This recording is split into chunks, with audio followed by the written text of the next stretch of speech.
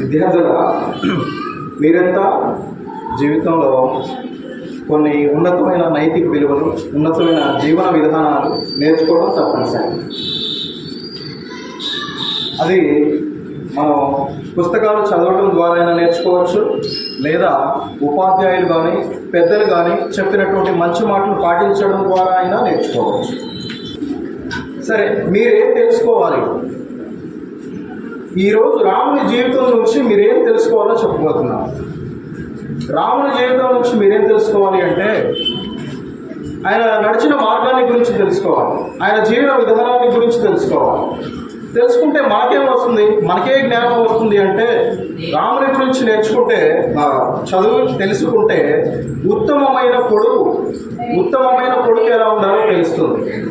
అలాగే ఉత్తమమైన స్నేహితుడు ఎలా ఉండాలి, ఉత్తమమైన భర్త ఎలా ఉండాలి, ఉత్తమమైన తండ్రి ఎలా ఉండాలో తెలుస్తుంది.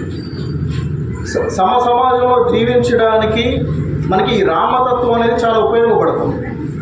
మనల్ని మనం ఉత్తమమైన వ్యక్తిత్వం కలిగిన వ్యక్తులుగా తీర్చిదిద్దుకోవడానికి రామతత్వం అనేది మనకు ఉపయోగపడుతుంది.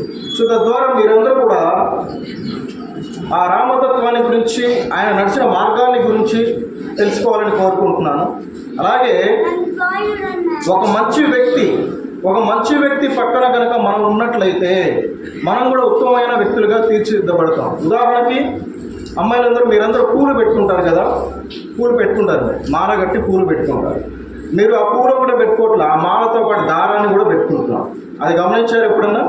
పూలు పెట్టుకుంటారు, ఆ పూలతో పాటు దారాన్ని కూడా పెట్టుకుంటారు. ఖాళీ దారాన్ని ఇస్తే మీరు తలలో పెట్టుకుంటారా, సిగలో పెట్టుకుంటారా? పెట్టుకోరు. పూలతో పాటు ఇస్తే పెట్టుకుంటారు. సో అలాగే ఉత్తమమైన వ్యక్తుల పక్కన మనం కూడా ఉన్నాం అనుకోండి, మనం కూడా ఉత్తమమైన వ్యక్తులుగా కీర్తించబడతాం. మనలో వ్యక్తిత్వం అనేది ఉత్తమంగా తయారు చేయబడుతుంది. సో అలాగే మనం ఉత్తమమైన వ్యక్తుల పట్ల ఉండడానికి ప్రయత్నం చేయండి మీరు.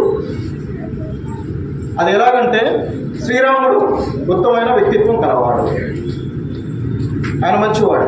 ఆయన మంచివారి చుట్టూ మరికొంతమంది మంచివారు చేస్తే అది ఒక రాక్షసులతో యుద్ధంలో పోరాడి విజయానికి నాంది తీసింది. హనుమంతుడు, అప్పటి వరకు హనుమంతుడి శక్తి మనకు తెలియదు.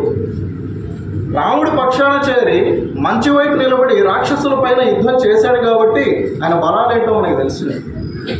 రాముడితో స్నేహం చేయటం ద్వారానే ఆయన సముద్రాన్ని లంఘించాల్సి వచ్చింది. సముద్రాన్ని లంఘించడం ద్వారానే ఆయన శక్తియుక్తులు అందరికీ తెలిసాయి.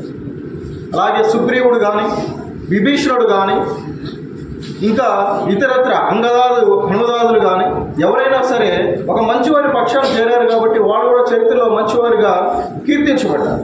సో అలాగా మనం కూడా మన వ్యక్తిత్వాన్ని పెంచుకుందాం, ఆ రామతత్వం తెలుసుకుందాం.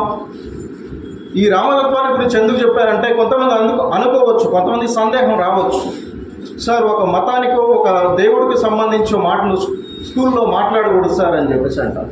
అనుకోవచ్చు కొంతమంది మనసులో. అనుకుపోయినా నేను ఎందుకు చెప్పానంటే, ఈ రామతత్వాన్ని గురించి, రామాయణం గురించి మనకి 10వ తరగతిలో ఆ రామాయణ ఇతిహాసం గురించి ఉంది. ఆంధ్రప్రదేశ్ ప్రభుత్వం వారే మనకి రామాయణ ఇతిహాసాన్ని గురించి చదువుకోమని పుస్తకాల్లో ఇచ్చినప్పుడు నేను ఇక్కడ చెప్పడం పెద్ద సమస్య ఏమీ లేదని చెప్పేసి తలుస్తూ మీకు ఆ రామతత్వాన్ని తెలుసుకోమని ఈరోజు చెప్పడం జరిగింది.